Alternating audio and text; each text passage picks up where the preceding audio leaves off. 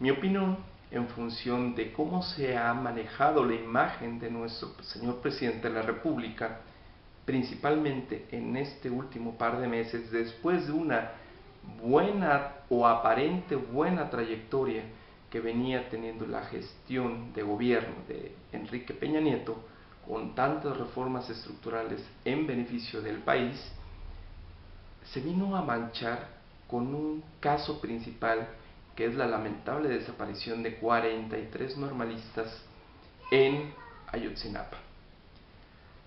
Básicamente, en mi punto de vista, el escenario se ha vertido complicado derivado a un pésimo manejo de la crisis comunicacional, tanto por el señor presidente como por la gente que conforma su gabinete. El primer punto que hemos aprendido en nuestra materia, negociación y manejo de crisis, es que tenemos que dar la cara. Ese punto fue el primer error que se cometió por parte del gobierno federal, porque cuando se dio a conocer la desaparición de los 43 normalistas, cerca del segundo o tercer día, ya se estaba involucrando, al menos en la agenda de los medios de comunicación, que los responsables habían sido gente de la Policía Municipal de Iguala. Y se inició el señalamiento directo como un responsable al presidente de Iguala. Por este motivo, el gobierno federal no actuó de manera directa. Incluso se llegó a involucrar a gente del ejército. Hasta la fecha se siguen vertiendo versiones en el sentido de que policías municipales y del ejército habían entregado a la delincuencia organizada a estos 43 normalistas. No era motivo el hecho de estar involucrando a autoridades municipales y del ejército para que el gobierno federal pudiera voltear y hubiera tomado el control de la agenda comunicacional en ese momento. Claro que sí, tuvieron que pasar más de 10 días para que el gobierno federal intentara tomar el control de la situación, cuando ni el gobierno municipal ni el gobierno estatal pudo solucionar la situación en medios,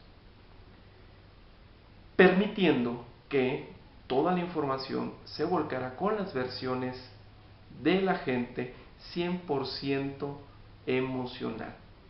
El segundo escenario que se tiene que marcar de manera correcta para hacer el manejo de las crisis es tener la dosis perfecta entre contenido emocional y el contenido racional.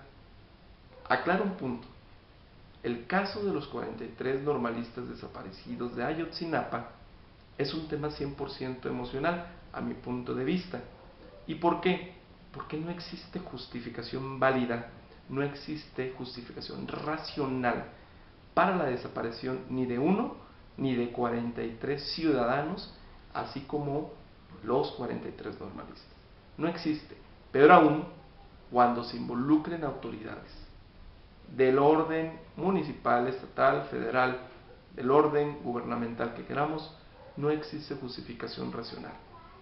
Por lo tanto, las dosis de contenido emocional tienen que estar muy bien reguladas y meter también la dosis adecuada o perfecta de contenido racional. Ese, a mi punto de vista, creo también que es otro grave error que ha cometido el gobierno federal en el caso de esta crisis de Ayotzinapa, y porque en el afán de querer tomar el control de la agenda de los medios de comunicación, han salido a vertir versiones absurdas, carentes de fundamentos racionales, mucho menos de fundamentos emocionales. No había necesidad, por mencionar un ejemplo, de que nuestro señor procurador saliera a dar una conferencia de prensa previo al viaje al extranjero, específicamente China, que realizó nuestro señor presidente, para dar a entender que posiblemente se había encontrado los cuerpos calcinados de al menos algunos normalistas de Ayotzinapa, con la finalidad de poder tener creo yo, una versión al extranjero, de ya tener culpables. Ya se había detenido al presidente de Iguala, su esposa, ya se habían detenido y supuestamente ya habían declarado los policías municipales de Iguala que ellos habían quemado a los normalistas.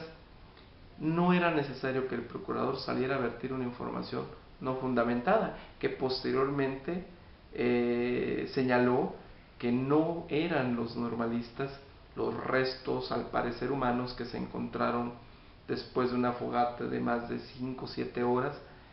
Son declaraciones absurdas que, lejos de alimentar la esperanza a los familiares de estos normalistas, lejos de alimentar la esperanza de, ok, ya aparecieron, o bien ya aparecieron vivos o muertos, ¿sí?, aunque sean los restos, lo que hicieron con esas falsas declaraciones tan absurdas, incluso en la actitud que denotó el señor procurador al darlas, y sobre todo el vínculo que se le dio a la información para intentar justificar el viaje a China de nuestro señor presidente, pues era absurdo que saliera.